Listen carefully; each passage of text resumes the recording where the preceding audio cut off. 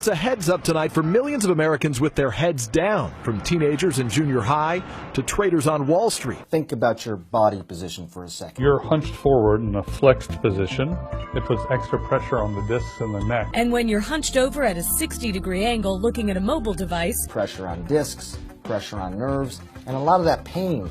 It's called text neck. Take a look closely at these shocking x-rays. Look right here. Kids as young as 7 years old developing spinal problems from bending over their smartphones for several hours a day. It's a condition that doctors are now calling text neck.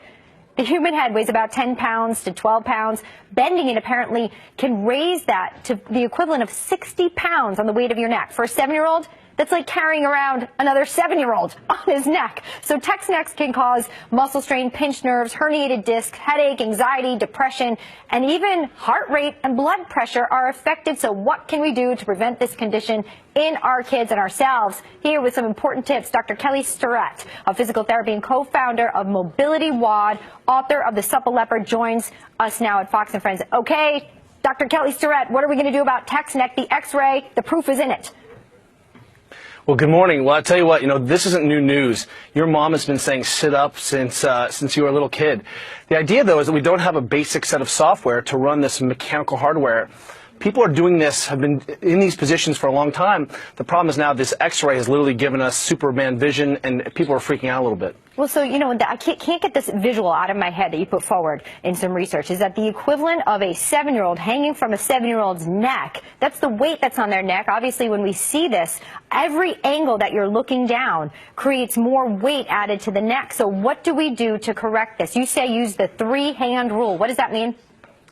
That's right. If you took your belt buckle and the bottom of your rib cage and one more at your hand, and if you were standing up, your head is in a pretty good position here, and that sets a relationship between these 3 big body parts and your spinal position. If you sit down and try to maintain that integrity, then all of a sudden you're in a good position. Then when you hold your phone, if you think imagining not trying to violate those relationships, a lot of this problem goes away. Look, technology is not going away for our children.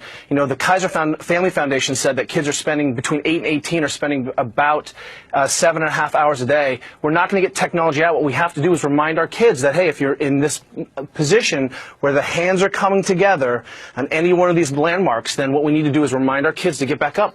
All you have to do is put the phone here, put a pillow in your lap, and you can start to solve some of these problems. It feels a little bit dorky at first, but when you're not hunched over and bent like a broken rainbow, you'll thank yourself. So I'm thinking apply that retro message to the kids about posture with the phone. What do you do if the kid doesn't do it? Take the phone away?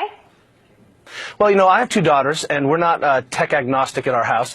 What we've done is we said, hey, look, we've taught you guys how to sleep and how to brush your teeth and how to dress yourselves. This is how you inoculate your body against the ill effects of working with the modern world. And when our kids find themselves in a bad position, we just kindly remind them, hey, that's not what our family does. And the second violation, tech goes away for the day. The 3rd time the kid gets the phone back, boy, they are in immaculate positions. Okay, so you say 3-hand rule, text correct when they're doing, I'll use my iPad as an example. Up here, does that get your approval, Dr. Kelly Starrett? That's exactly right. If you imagine just rolling your shoulders back and bring it to your face, you're set.